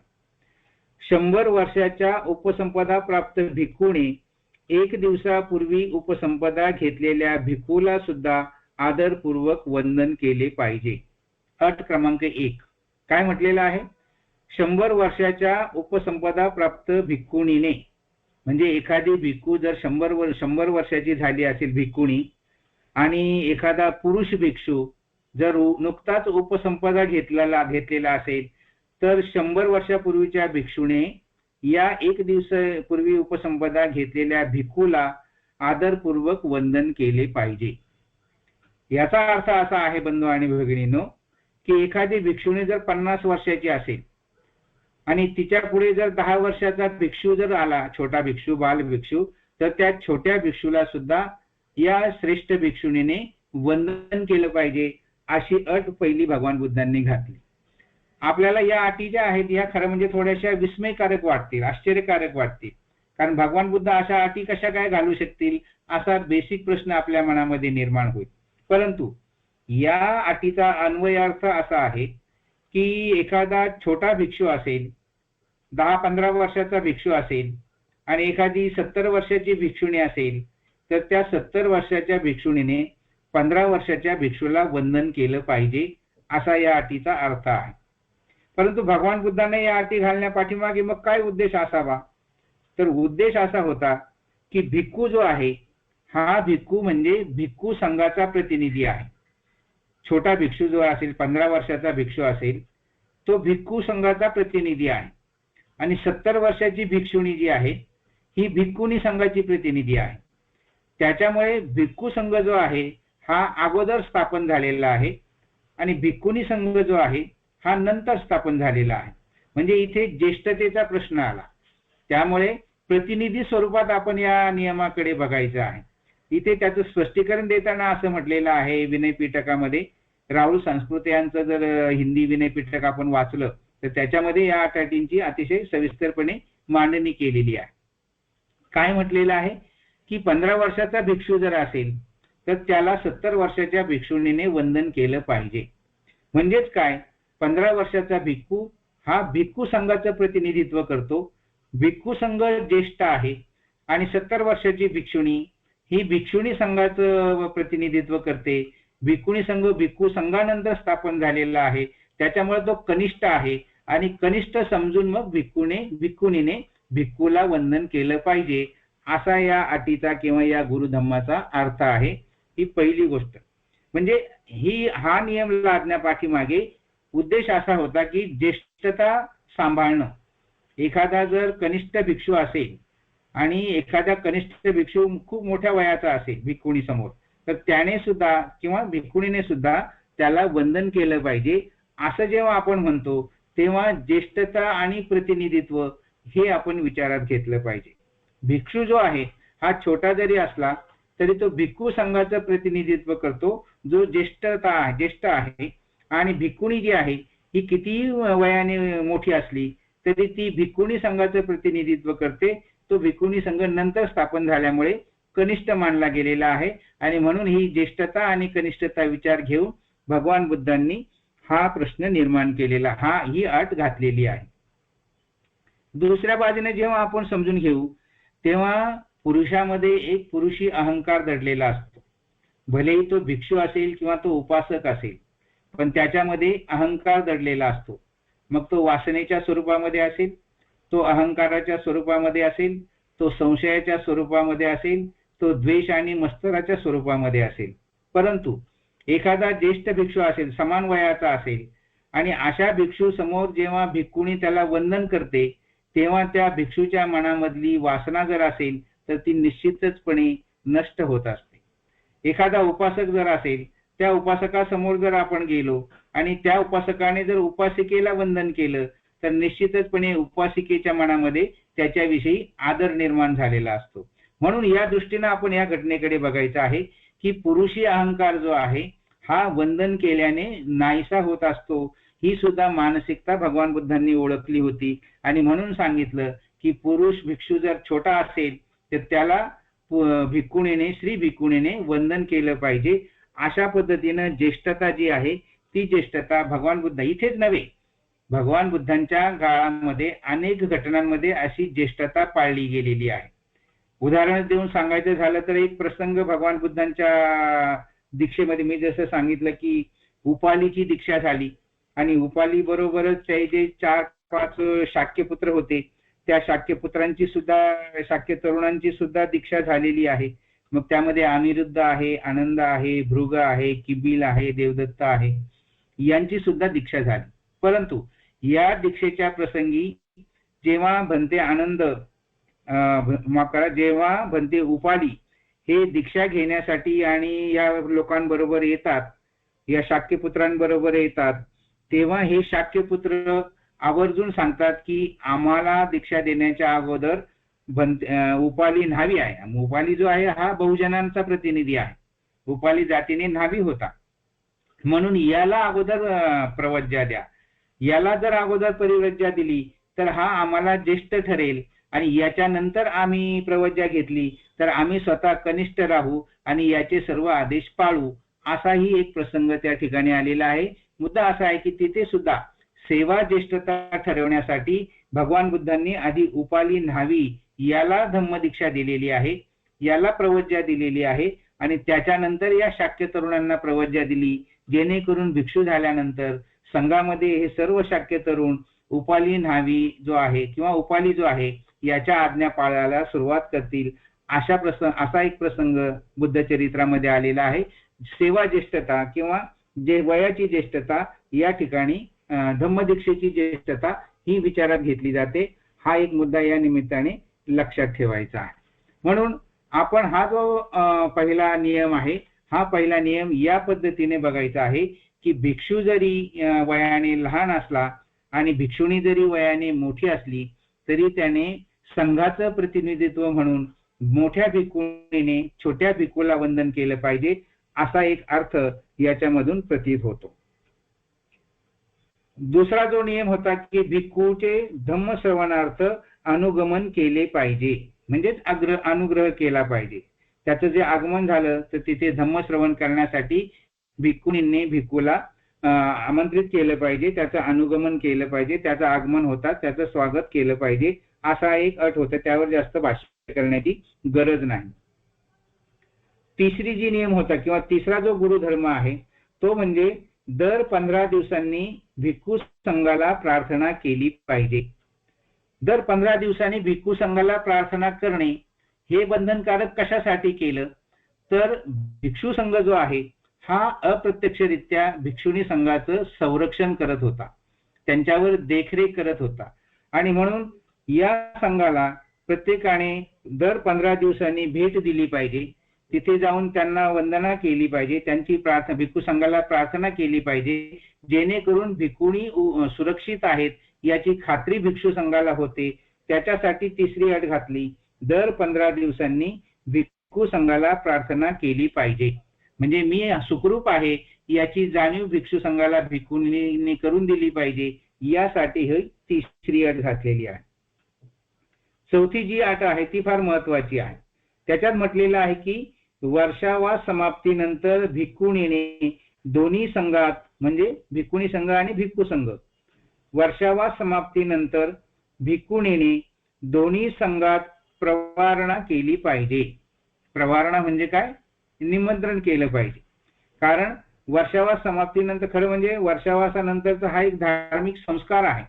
प्रवारणा म्हणजे एक धार्मिक संस्कार आहे आणि तो धार्मिक संस्कार दर वर्षावासाच्या समाप्तीनंतर भिक्खुणीने भिक्खुणी संघात सुद्धा आणि भिक्षू संघात जाऊन सुद्धा केला पाहिजे. अशा पद्धतीची ही अट भगवान बुद्धांनी घातली होती. आणि त्याच्या पाठीमागे सुद्धा हीच गोष्ट होती की भिक्खुणींनी भिक्खूंची याचना केली पाहिजे, त्यांना वर्षावास समाप्तीनंतर रीतसर निमंत्रण दिलं पाहिजे. त्या वर्षावास समाप्तीनंतर जो धम्म संस्कार विधी होतो त्या संस्कार विधीमध्ये सहभागी झालं पाहिजे. याच्यासाठी ही चौथी अट घालण्यात आलेली आहे. पाचवी अट अशी आहे, गुरु धम्म स्वीकार केल्यानंतर भिक्खुणीने दोन्ही संघात पक्ष मान्यता केली पाहिजे. आता त्या काळातल्या पद्धती होत्या त्याच्यामुळे दोन्ही संघात, भिक्षुणी संघ आणि भिक्खू संघ, या दोन्ही संघामध्ये भिक्खुणीने पक्ष मान्यता केली पाहिजे. म्हणजेच काय की भिक्षुणींचाही पक्ष मान्य केला पाहिजे आणि भिक्खूंचाही पक्ष मान्य केला पाहिजे. अशा प्रकारची जी अट आहे ती अट या पाचव्या अटीच्या निमित्ताने आपल्या लक्षात येते, ज्याला गुरुधम्म असं म्हटलेलं आहे. सहावा जो गुरुधम्म आहे, भिक्खुणीने कोणत्याही प्रकारे भिक्खूला शिवीगाळ अथवा अवमानित करता कामा नये. त्या काळातली परिस्थिती होती. भिक्खू संघ जसा एकमेकाचा प्रचंड आदर करीत होता त्याच पद्धतीने भिक्खुणींनी सुद्धा भिक्खूचा आदर केला पाहिजे, हे स्वाभाविकरित्या येतं. आणि म्हणून अट घालण्यात आली होती की भिक्खुणीने कोणत्याही प्रकारे भिक्खूला शिवीगाळ किंवा अवमानित करता कामा नये, अशा प्रकारची अट घातली होती. म्हणजेच वादविवाद करू नये, भांडण करू नये, अशा पद्धतीने भिक्खुणींवर ही अट घालण्यात आली होती. सातवी जी अट आहे ती महत्वाची आहे, भिक्खुणींनी भिक्खूंना धम्मोपदेश करू नये. खरं म्हणजे ही अट जी आहे ही वादग्रस्त आहे. याच्यावर अनेक लोकांनी भाष्य केलेलं आहे की अशा प्रकारे खरोखरच भगवान बुद्धांनी उपदेश केला असेल काय, किंवा भगवान बुद्धांनी ही अट घातली असेल काय, त्याच्यावर आपण पुढे विवेचन करणार आहोत. आणि आठवी अट जी आहे ती मात्र अशी आहे की भिक्खू भिक्खुनींना धम्मोपदेश करू शकतात.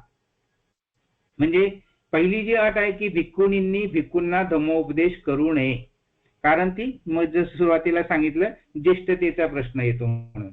आणि पुढची जी आठवी अट होती तिच्यामध्ये मात्र असं म्हटलेलं आहे की भिक्खू म्हणजे पुरुष भिक्खू भिक्खुनींना धम्मोपदेश करू शकतात. कारण ते बट नॅचरल होतं की भिक्षुणी संघाची स्थापना नंतर झाली आणि भिक्षुणी संघाची स्थापना झाल्यानंतर त्यांना प्रशिक्षण देणं करणं प्राप्त होतं. त्यामुळे भिक्षू जे आहेत, पुरुष भिक्षू, ते निश्चितचपणे भिक्षुणींना धम्मोपदेश करू शकत होते. अशा प्रकारे या 8 अटी ज्या आहेत, या 8 अटी भगवान बुद्धांनी सांगितल्यानंतर आणि त्या महाप्रजापती गौतमीने मान्य केल्यानंतर भिक्षुणी संघाची स्थापना झालेली आहे. आता मुद्दा असा आहे की या 8 अटी ज्या आहेत या खरोखरच भगवान बुद्धांनी घातल्या होत्या काय, असा चर्चेचा एक मुद्दा आहे. या तीन गोष्टी मी आपल्याला तुलनात्मक पद्धतीने यासाठी सांगतो आहे की धम्मग्रंथामध्ये याचा उल्लेख आहे की या 8 अटी भगवान बुद्धांनी घातल्या होत्या, परंतु या 8 अटी स्वतः भगवान बुद्धांनीच घातल्या की त्या नंतर घुसडवण्यात आलेल्या आहेत, असा सुद्धा एक महत्वाचा भाग या निमित्ताने चर्चेला येतो. त्याचं कारण असं आहे की हे जे 8 गुरुधम्म आहेत हे नंतरच्या काळात घुसडवलेले असावेत, अशा पद्धतीचे तर्क अनेक विचारवंतांनी मांडलेले आहेत. त्यातल्या त्यात भंते म्हणता येणार नाही, परंतु धम्मानंद कोसंबी यांचा एक ग्रंथ आहे, भगवान बुद्ध जीवनी और दर्शन, हिंदीमध्ये आहे. यामध्ये असं प्रतिपादन केलेलं आहे भंते धम्मानंद कोसंबी यांनी की ते असं म्हणतात की भगवान बुद्धांची नियम करण्याची जी पद्धती होती ती घटना जसजशा घडत जात होत्या त्या पद्धतीनं करत होते. म्हणजे एखाद्याला जर धम्मदीक्षा घ्यायची असेल आणि त्याच्या वडिलांची आई माता पित्यांची संमती नसेल तर त्याला भिक्षू होता येत नव्हतं. असा नियम भगवान बुद्धांनी केला. तो मागे आपण बघितलं रठ्ठपालाची धम्मदीक्षा जेव्हा झाली तेव्हा अशी घटना घडलेली आहे. म्हणजे घटना घडल्यानंतर भगवान बुद्धांनी नियम केला की माता पित्याची परवानगी घेतल्यानंतरच कोणालाही तरुणाला भिक्षू होता येईल. मग भिक्षू झाल्यानंतर सगळं काही आरामात खाणं पिणं मिळत होतं. कुठली नोकरी करायची गरज नव्हती, कुठली चिंता नव्हती. अशा सगळ्या पद्धती होत्या. त्याच्यामुळे झालं काय की राजा प्रसेनजित असेल किंवा राजा बिंबिसार असेल यांच्या सैन्यामध्ये जे लोक होते आणि जे लोक कंटाळलेले होते असे लोक सैन्य म्हणजे सैन्यातून बाहेर पडून भिक्षू होऊ लागलेले होते. आणि हे जेव्हा राजाच्या लक्षात आलं, राजाने इकडे तक्रार की माझ्या सैन्यातले जे लोक आहेत ते कंटाळलेले असल्यामुळे ते भिक्षू होण्यासाठी येतात, तेव्हा या बाबतीत काहीतरी विचार करावा. तेव्हा मग भगवान बुद्धांनी नियम केला. मुद्दा असा आहे की घटना घडल्यानंतरच भगवान बुद्धांनी नियम केलेले आहे. आणि इथे मात्र भिक्षुनी संघ स्थापन झाल्याच भगवान बुद्धांनी नियम कसे काय तयार केले, कुठलीही घटना घडलेली नसताना भगवान बुद्धांनी कसे काय नियम तयार केले, त्याच्यामुळे याच्यावर पंते धम्मानंद कोसंबी यांनी आक्षेप घेतलेला आहे. आणि ते असं म्हणतात, म्हणजे त्या पुस्तकातलाच एक परिच्छेद आहे त्याच्यामध्ये असं म्हटलेलं आहे, फिर भी ये कहना पड़ता है कि ये 8 गुरु धम्म पीछे से बनाए गए थे, क्योंकि विनय के नियम बनाने की भगवान बुद्ध की जो पद्धति थी उसका इन नियमों के साथ स्पष्ट विरोध है. यह कुछ अजीब सा लगता है कि भिक्षुणी संघ में कोई दोष पैदा होने से पहले ही भिक्षुणियों पर ये 8 नियम लाद दिए गए हो. इससे यह अनुमान लगाया जा सकता है कि सारी सत्ता अपने हाथ में रखने के लिए भिक्षु संघ ने पीछे से ये नियम बनाकर उसे विनय और अंगुत्तर निकाय में शामिल कर दिया होगा. मुद्दा असा आहे की भगवान बुद्ध जे काही नियम करीत होते, उदाहरणार्थ मांसाहाराचा नियम, भगवान बुद्धांना अनेकदा भिक्षू विचारत की भिक्षूंनी मांसाहार करावा की नाही करावा. त्याची सुद्धा एक मोठी काल्पनिक कथा आहे, ती कथा सांगण्यात वेळ नाही. परंतु बुद्धांनी नियम केला होता की जेव्हा तुम्ही स्वतःसाठी ऐकलं असेल की ही हत्या माझ्यासाठी केलेली आहे त्यावेळेस तुम्ही ती खायची नाही, किंवा एखादं जनावर मारताना तुम्ही प्रत्यक्ष बघितलं असेल तेव्हा तुम्ही ते खायचं नाही. पण अनपेक्षितपणे जर तुमच्या ताटात मांस पडलं असेल जे तुमच्यासाठी नसेल तयार केलेलं ते तुम्ही खायला हरकत नाही. असे जे काही नियम भगवान बुद्धांनी केले होते ते घटना घडून गेल्यानंतर केले होते. त्यामुळे धम्मानंद कोसंबी असं म्हणतात की भिक्षुणींचा संघ स्थापन करताना मात्र असं काही घडलेलं नव्हतं, कारण भिक्षुणीचा संघ स्थापन होण्यापूर्वीच भगवान बुद्धांनी नियम तयार केले असं जर म्हटलं तर तिथे शंकेला जागा निर्माण होते. त्यामुळे हे जे 8 नियम आहेत हे खरोखर भगवान बुद्धांनी केले की नाही केले अशा प्रकारचा एक वाद जो आहे, हे वादग्रस्त जे विषय आहे तो विषय सुद्धा या निमित्ताने आपण समजून घेतला पाहिजे. आणि हे 8 नियम जे आहेत हे 8 नियम अशा पद्धतीनं समजून घेऊन ते पुढे विचारात घेतले पाहिजे. आता एक मुद्दा या निमित्ताने मला सांगावासा वाटतो की महाप्रजापती गौतमी जी आहे या गौतमीने धम्म दीक्षा घेण्या म्हणजे भिक्षुणी संघाची स्थापना करण्यापूर्वी, भिक्षुणी होण्यापूर्वी त्या काळातल्या स्त्रिया ज्या आहेत त्या संन्यासिनी होत होत्या काय असा एक प्रश्न चर्चेला येतो. मी माझ्या या नोट्समध्ये मुद्दाम ते लिहून ठेवलेलं आहे की भगवान बुद्धांच्याही अगोदर म्हणजे माता महाप्रजापती गौतमीच्याही अगोदर स्त्रिया संन्यासिनी होत होत्या काय. कारण असं आहे की सुरुवातीचं जे प्रकरण आहे या धम्मग्रंथामधलं हे जर तुम्ही वाचलं तर सिद्धार्थ गौतमाने ग्रहत्याग केल्यानंतर तो सर्वप्रथम साकी आणि पद्मा या 2 स्त्रियांच्या आश्रमात मध्ये राहिलेला आहे.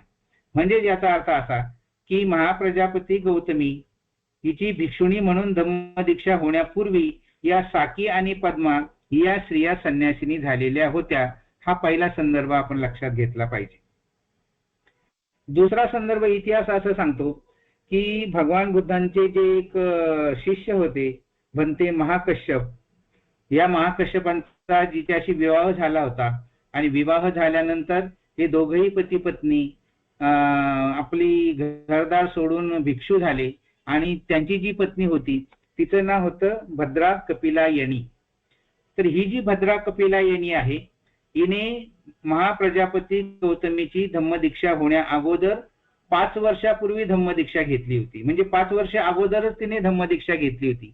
5 वर्ष अगोदरच ती संन्यासिनी झाली होती. 5 वर्ष अगोदरच तिने परिव्रज्या घेतलेली होती आणि परिव्रज्या घेऊन ती तितियाराम नावाच्या विहारामध्ये तपश्चर्या करीत होती. असा सुद्धा एक मुद्दा या ठिकाणी चर्चेत येतो किंवा सापडतो. मुद्दा असा आहे की महाप्रजापती गौतमी ही काही पहिली भिक्षुणी नव्हती असा सुद्धा एक मुद्दा चर्चेला येतो. त्याचं कारण सांगितलं जातं की ही जी भद्रा कपिलायनी आहे ही भद्रा कपिलायनी महाप्रजापती गौतमीच्या अगोदर 5 वर्ष अगोदर भिक्षुणी झाली होती, संन्यासिनी झाली होती किंवा परिव्राजक झाली होती असा सुद्धा संदर्भ थेरी गाथेमध्ये सापडतो. थेरी गाथा जर आपण अभ्यासल्या तर त्यातलं 37वा प्रकरण आहे. ते 37व प्रकरण जे आहे ते भद्रा कपिलायनीचं आहे. आणि ही जी भद्रा कपिलायनी आहे हिने मात्र 5 वर्ष अगोदर प्रवज्या घेतली होती. म्हणजे महाप्रजापती गौतमीच्या अगोदर 5 वर्षापूर्वी ती भिक्षुणी झाली होती हे आपण लक्षात घ्यायचं आहे. परंतु याच्यामध्ये महत्वाचा भाग असा आहे की 5 वर्ष अगोदर तिने धम्मदीक्षा घेऊनही जेव्हा महाप्रजापती गौतमीने भिक्षू संघाची स्थापना केली त्यावेळेस ही जी भद्रा कपिलायनी आहे ही सुद्धा महाप्रजापती गौतमीच्या भिक्षुणी संघामध्ये सामील झालेली आहे. आणि सामील झाल्यानंतर तिने महाप्रजापती गौतमीकडूनच प्रवज्या घेतलेली आहे आणि कठोर तपश्चर्या करून ती पुढे अरहंतपदाला पोहोचलेली आहे. असा सुद्धा एक महत्वाचा संदर्भ या निमित्ताने आपण लक्षात ठेवायचा आहे. म्हणजे ही जी भद्रा कपिलायनी आहे हिने जेव्हा अरहंतपद प्राप्त केलं तेव्हा महाप्रजापती गौतमी पेक्षाही कठोर तपश्चर्या जी आहे ती या भद्रा कपिलायनी हिने केलेली आहे. तिच्या या प्रकरणामध्ये थेरी गाथेच्या प्रकरणामध्ये एक संदर्भ असा आलेला आहे की भद्रा कपिलायनी जी आहे तिला 6 प्रकारच्या विद्या प्राप्त झालेल्या होत्या. त्याला अभिज्ञा असं म्हटलेलं आहे. अभिज्ञा म्हणजे गूढ विद्या. या गूढ विद्या तिला प्राप्त झालेल्या होत्या. त्या विद्या कोणत्या आहेत हे सुद्धा सहसा कोणी सांगत नाही, पण आपले हे अध्ययन आहे त्याच्यामुळे मी आपल्याला त्या निश्चितपणे सांगू शकतो. त्या ज्या 6 विद्या भद्रा कपिलायनीला साध्य झाल्या होत्या त्याच्यामध्ये पहिली विद्या होती रिद्धी सिद्धी प्राप्त करणे. रिद्धी सिद्धीचं ज्ञान होणे किंवा रिद्धी सिद्धीची शक्ती तिला प्राप्त झाली होती. आता रिद्धी सिद्धी प्राप्त झाली ही गोष्ट आपल्याला पटणार नाही, परंतु माझा मुद्दा नेहमी असा असतो की आपण एखादा भिक्षू अरहंत झाला या गोष्टीला पटकन मान्यता देतो. एखादा भिक्षू बोधिसत्व झाला या गोष्टीला आपण पटकन मान्यता देतो. परंतु एखाद्या भिक्षूला रिद्धी सिद्धी प्राप्त झाली ही गोष्ट मात्र आपण मान्य करत नाही, कारण ती आपल्या प्रक्रियेच्या विरोधातली प्रक्रिया आहे. परंतु मुद्दा लक्षात घ्यायचा आहे, जर एखादा भिक्षू अरहंत झाला याला आपण मान्यता देतो तर मग एखाद्या भिक्षूला रिद्धी सिद्धी प्राप्त झाली असेल याला आपण मान्यता का देऊ शकत नाही? तर त्या काळातली जी परिस्थिती आहे, त्या काळातली जी तपश्चर्या आहे, त्या काळातली जी ध्यान साधना आहे, त्या काळातलं जे प्रशिक्षण आहे हे सर्व लोकांना प्राप्त होत होतं. आणि ज्यांना ज्यांना प्राप्त होत होतं त्यांना ब्रह्मा असं म्हटलं जात होतं. हे मी मागे पण सांगितलेलं आहे. आणि हे जे ब्रह्मा आहेत या ब्रह्मांना रिद्धी सिद्धी प्राप्त होत होते. रिद्धी सिद्धी ही एक नावाची शक्ती होती. ती तपश्चर्येमुळे कदाचित प्राप्त होऊ शकत असेल. जसं तपश्चर्येमुळे अरहंतपद प्राप्त होऊ शकतं तशीच कदाचित रिद्धी सिद्धी सुद्धा प्राप्त होऊ शकत असेल. म्हणून हे आपण मान्य केलं पाहिजे की रिद्धी सिद्धी प्राप्त होणे म्हणजे एका ठिकाणावरून अंतर्धान पावणे आणि दुसऱ्या ठिकाणी प्रकट होणे. पुन्हा याच्यामध्ये असा एक प्रकार सांगितला आहे, भंते मोगलायन जे आहेत, भंते मोगलायन यांना रिद्धी सिद्धी प्राप्त झालेली होती. त्याच्यामुळे ते एका ठिकाणाहून अंतर्धान पावायचे आणि दुसऱ्या ठिकाणी प्रकट व्हायचे आणि ते आकाशमार्गे उडायचे, आकाशमार्गे उडत प्रवास करायचे. असे सुद्धा प्रतिहार्य, त्याला पाली भाषेमध्ये प्रतिहार्य असं म्हणतात. चमत्कार, प्रतिहारी म्हणजे चमत्कार. तर असे चमत्कार धंदे जेव्हा मोगलायन करत होते तेव्हा भगवान बुद्धांनी त्यांना थांबवलेलं आहे. भगवान बुद्धांनी त्यांना सांगितलेलं आहे की अशा प्रकारे जर माझ्या संघात राहायचं असेल तर असे चमत्कार करणे बंधनकारक आहे, बंधन आहे त्याच्यावर, ते तू करायचे नाहीस. मुद्दा असा आहे की रिद्धी सिद्धी प्राप्त होणे. आता तुम्ही जर याला शास्त्रीय कारण शोधलं तर शास्त्रीय कारण आणि ते पटण्यासारखं सुद्धा असतं की माणसाच्या शरीरामध्ये एक अशी आध्यात्मिक गुण असतात किंवा माणसाच्या शरीरामध्ये असे रासायनिक द्रव्य असतात ज्या द्रव्याच्या आधारे माणसाला जडत्व प्राप्त होतं. मुद्दा काय सांगतो लक्षात घ्या. माणसाच्या शरीरामध्ये असे काही द्रव असतात ज्या द्रवामध्ये माणसाला जडत्व प्राप्त होतं आणि माणूस पृथ्वीवर चालू फिरू शकतो. परंतु साधनेच्या आधारे माणसाच्या शरीरामध्ये असे जडत्व जे आहेत ते जर काढून टाकले, ते जर काढता आले तर माणूस हा वजन विरहित होतो आणि तो आकाशामध्ये उडू शकतो, असं सुद्धा एक शास्त्रीय कारण सांगितलं जातं. पहिल्या याच्यामध्ये तुम्ही विश्वास ठेवणार नाही, परंतु हे जेव्हा मी तुम्हाला एखाद्या प्रदीर्घ व्याख्यानामध्ये पटवून देईल तेव्हा तुमच्या असं लक्षात येईल की शास्त्राच्या आधारे सुद्धा, म्हणजे विज्ञानाच्या आधारे सुद्धा किंवा शरीरशास्त्राच्या आधारे सुद्धा माणसाच्या शरीरातलं जे जडत्व आहे ते जडत्व जर कमी केलं तर माणूस हलका होतो आणि तो आकाशामध्ये उडू शकतो. हे प्रॅक्टिकली त्या काळामध्ये घडत होतं. त्या काळातले लोक तेवढे प्रामाणिक होते, त्या काळातले लोक तेवढी कठोर तपश्चर्या करत होते, म्हणून त्यांच्यामध्ये स्वतःच्या शरीरातलं जडत्व कमी करण्याचं सामर्थ्य निर्माण झालं होतं आणि म्हणून ते आकाशमार्गे उडू शकत होते. असा सुद्धा एक विचार या निमित्ताने प्रचलित आहे, ते फक्त मी तुम्हाला सांगितलं. म्हणून ही जी भद्रा कपिलायनी आहे हिला सुद्धा अशी रिद्धी सिद्धी प्राप्त झाली होती. ही पहिली अभिज्ञा, म्हणजे पहिलं गूढ ज्ञान. दुसरं होतं तिला दिव्य स्रोत प्राप्त झालेला होता. स्रोत म्हणजे ऐकणे. दिव्य स्रोत प्राप्त होणे म्हणजे खूप दूरवरचं त्या ठिकाणी आपण नसलो तरी ते ऐकू येणं, खूप लांबचं ऐकू येणं, मैल 2 मैल 4 मैल 5 मैल 10 मैल किलोमीटर इतकं जे अंतर असेल त्या ठिकाणी काय चालू आहे ते सुद्धा ऐकू येणं, अशी सुद्धा एक शक्ती प्राप्त झाली होती. त्याला दिव्य स्रोत असं म्हणतात. तिसरं होतं परचित्त ज्ञान. परचित्त ज्ञान म्हणजे दुसऱ्याच्या मनातलं ओळखणं, दुसऱ्याच्या मनामध्ये काय चाललेलं आहे हे ओळखणं. हे कुणाला शक्य होत होतं? भगवान बुद्धांच्या संपर्कामध्ये जे 11 ब्रह्मा आले होते. ब्रह्माची संकल्पना तुम्हाला सांगितली की कठोर तपश्चर्या केल्यानंतर ज्याला रिद्धी सिद्धी प्राप्त होते त्याला ब्रह्मा असं म्हटलं जायचं आणि या ब्रह्मांना परचित्त ज्ञान प्राप्त झालेलं असायचं. ते या भद्रा कपिलायनीला झालेलं होतं. म्हणून तिला दुसऱ्याच्या मनामध्ये काय चालू आहे हे ओळखता येत होतं.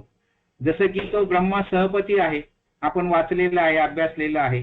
हा ब्रह्मा सती भगवान बुद्धांच्या मनामध्ये काय चाललेलं आहे, धम्मोपदेश करू का नको हे तो ओळखतो. म्हणजे भगवान बुद्धांच्या मनामध्ये काय चाललंय हे तो ब्रह्मा सहपती ओळखतो. त्याचं कारण त्याला ते परचित्त ज्ञान नावाचं अभिज्ञा प्राप्त झालेली होती.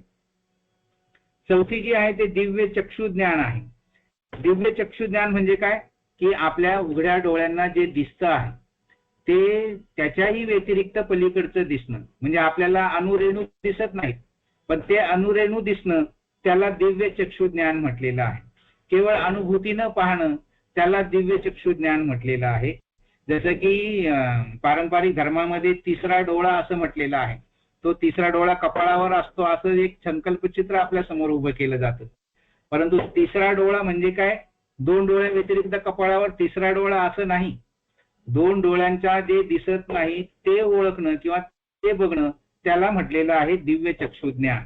आणि त्या दृष्टीनं हिला ह्या भद्रा कपिलायनीला दिव्य चक्षु ज्ञान प्राप्त झालं.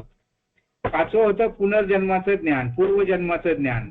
मागील जन्मामध्ये कोण होतो, मागील जन्मामध्ये काय करत होतो याचं सुद्धा ज्ञान तिला झालं होतं. आणि 6वं ज्ञान झालं होतं आश्रवांचं क्षय. आश्रवांचा क्षय म्हणजे मनातील वाईट विचारांना नष्ट करण्याचं सामर्थ्य. अशा प्रकारचे हे जे 6 ज्ञान आहेत हे 6 ज्ञान या भद्रा कपिलायनीला झालं होतं. तरी सुद्धा तिने जेव्हा भिक्षुणी संघाची स्थापना झाली असं ऐकलं तेव्हा ती माता महाप्रजापती गौतमीला येऊन भेटलेली आहे आणि तिच्याकडून तिने प्रवज्ञा घेतलेली आहे. अशा या ज्या काही घटना आहेत या घटना सुद्धा या निमित्ताने आपण लक्षात ठेवायच्या आहेत. आणि त्या दृष्टीनं जेव्हा आपण बघतो तेव्हा हे जे 8 धम्म आहेत, या 8 धम्माविषयी सुद्धा तुम्हाला कल्पना दिलेली आहे. एक दोन मुद्दे फक्त आहे, 5 मिनिटं आहे आपल्याकडे. एक मुद्दा असा आहे की धम्माविषयी तथागतांनी भाकीत केलं होतं. जेव्हा भंते आनंद आणि भगवान बुद्ध यांचा संवाद झाला, तेव्हा आनंद जेव्हा भिक्षुणी संघ स्थापण्यासाठी आग्रह करू लागले, तेव्हा भगवान बुद्धांनी एक उदान केलेलं आहे, म्हणजे एक वाक्य उच्चारलेलं आहे आणि ते असं म्हणतात की भंते आनंद, जर माझा माझ्या संघामध्ये स्त्रियांना प्रवेश दिला नसता तर माझा धर्म हा हजारो वर्ष टिकला असता. परंतु आता तुझ्या आग्रहामुळे स्त्रियांना जर संघामध्ये प्रवेश दिला आणि भिक्षुणी संघाची स्थापना केली तर मात्र माझा धर्म 500 वर्ष सुद्धा टिकणार नाही. असं एक विधान भगवान बुद्धांनी केलेलं आहे. तथागताची भाकीत असं त्याला म्हटलेलं आहे. परंतु हे भाकीत समजून घेत असताना आपण हा मुद्दा लक्षात घेतला पाहिजे की खरोखर भगवान बुद्ध असे म्हणाले असतील काय. कारण तथागतांचं वचन आहे. तथागतांचं वचन हे सत्य वचन असतं आणि सत्य वचन जर असेल तर मग हे जे भाकीत केलं भगवान बुद्धांनी की स्त्रियांना जर प्रवेश दिला तर माझा धम्म 500 वर्ष सुद्धा टिकणार नाही. पण या पार्श्वभूमीवर आपण आज बघतो आहोत की भगवान बुद्धांचा धम्म 2500 वर्ष होऊन गेले तरी टिकलेला आहे. याचाच अर्थ असा की भगवान बुद्धांनी जर तसं भाष्य केलं असतं तर ते असत्य ठरलं असतं. कारण भगवान बुद्धांचा धम्म जर आज 2500 वर्ष टिकलेला आहे म्हणजे हे विधान जे आहे हे सुद्धा नंतरच्या काळामध्ये कुणीतरी घुसडवलेलं आहे. बाबासाहेबांनी जो मी ज्या ग्रंथाचा संदर्भ मी दिला त्या हिंदू स्त्रियांची उन्नती आणि अवनती याच्यामध्ये घुसवलेला आणि घुसडवलेला, ज्याला प्रक्षिप्त असं म्हटलेलं आहे, बळजबरीने घुसडवलेला त्याला प्रक्षिप्त असं म्हणतात. अशाच पद्धतीने हे जे तथागतांचं भाकीत आहे हे सुद्धा भगवान बुद्धांनी उच्चारलेलं नसावं, ते सुद्धा नंतर घुसडवलेलं असावं असा तर्क बाबासाहेबांनी त्या ठिकाणी मांडलेला आहे.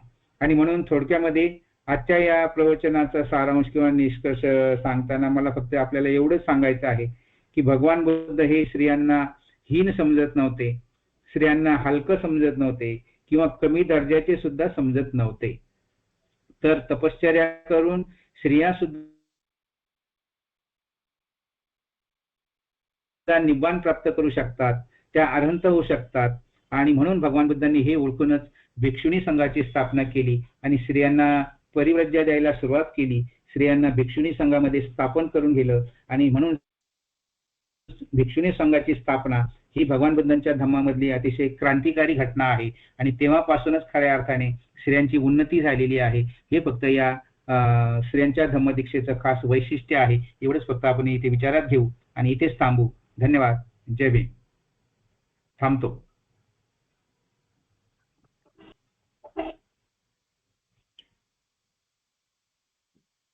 हर्षद,